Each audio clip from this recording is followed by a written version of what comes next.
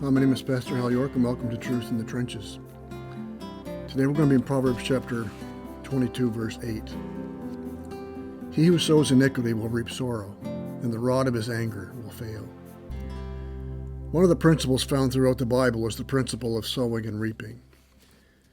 Now, we tend to equate it with bad things, but it proves to be true for all kinds of sowing, good and bad. The principle is simply this: you generally reap what you sow. In our verse today, it's used negatively and as a warning, and it's probably most effective used in that sense because one of the things that's hard to convince people of is that when you sow bad habits or sow bad behavior, it reaps pain, loss, and sorrow. We tend to forget that. Those that create trouble for others are just preparing trouble for themselves. Men shall reap what they sow. Now, iniquity here can mean justice, injustice, unrighteousness, wrong, violent deeds of injustice, injustice in the tongue. But sowing is an activity. It's generally not passive. It's done deliberately. Fields of corn don't grow because the farmer walked through the field and corn seeds fell out of his pockets by mistake. We see cornfields because the farmer deliberately sowed seeds that will produce corn. He's not surprised by what he reaps. That's what he wanted. That's what he planted. But it's amazing, is it not, how often we sow without giving much thought, if any, to what it will reap. We are sowing, it's deliberate.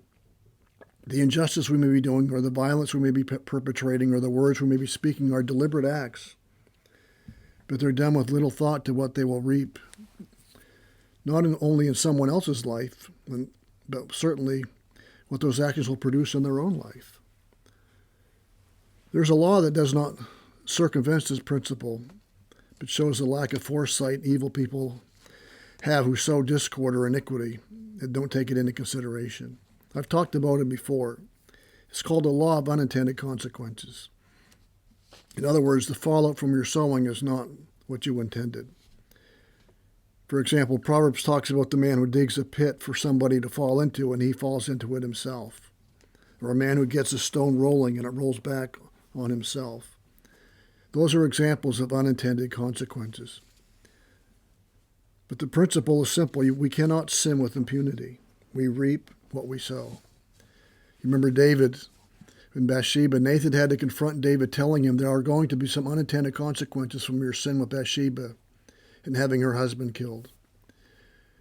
As we know, they lost their baby because of that sin, that there were consequences.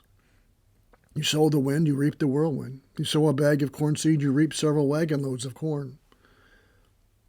Maybe the sowing is being done in anger, to punish or slander. The person is not being just in their treatment. Their anger is blinding their eyes to what is fair. As a result, the rod or the instrument of their anger will fail. It will not accomplish the desired end. We may not think about it this way, but we spend a great deal of our lives sowing, planting seeds in our marriages, sowing with our actions, our attitudes, our habits, our words, sowing good things, or sowing things that when it comes time to reap, they may be heartbreaking and sorrowful, but we're sowing. We're sowing in our parenting, in our friendships, in our workplace, even in our churches. Everywhere we go, we're sowing something. In our prayer life, we're sowing, planting attitudes and seeds. We may not reap for a few days, months, or even years, but we will see the fruit of what we've sown in our friendships, parenting, in our marriages. We reap what we sow. As I said, we tend to think about that as a bad thing, but sowing is neutral. It's not bad or good. It's just an activity. What makes it bad or good is what we're sowing. It's not the act of sowing itself that's bad. It's what we're sowing. We all sow with something. And then you have people who want to reap, but they're too lazy to sow. And J.C. Ryle describes such people this way. He says, "Many, I fear, would like glory who have no wish for grace.